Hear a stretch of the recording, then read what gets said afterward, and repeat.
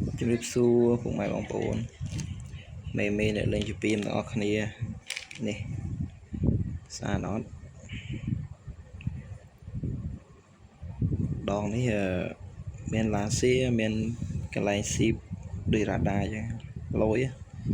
ហើយតម្លៃធូរថ្លៃទេអានេះតម្លៃធូរថ្លៃទេពុកម៉ែបងប្អូន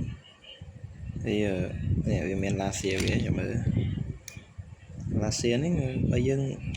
ទិញទៅទុកឈួរលេងក៏បានដែរស្អាតដងនេះស្អាតហើយសាច់ស្អាតនេះក្រាស់តម្រាស់ក៏ក្រាស់ដែរកាន់ស្រួលប្រឡោះធំសម្រាប់មេ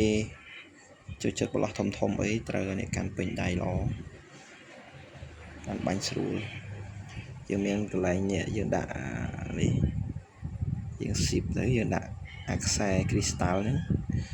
មេទិញទៅមួយឈុតវាមានប៉ុណ្ណឹងមានឡាសៀនេះមកគ្រាប់មានប្រដាប់ស៊ីបនេះមានកស៊ូមានគ្រាប់មានសវានេះសសម្រាប់យើងមូលដោះយើងដោះវាចេញទៅដោះកន្លែងនេះចេញបើយើងថាដាក់ទៅវាទាស់ហើយទៅយើងដោះទុកទៅដោះដូរវាដាក់ឆ្វេងស្ដាំក៏បានដែរស្អាតមែនទែនដល់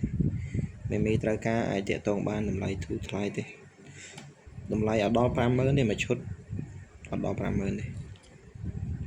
អរគុណច្រើនមេ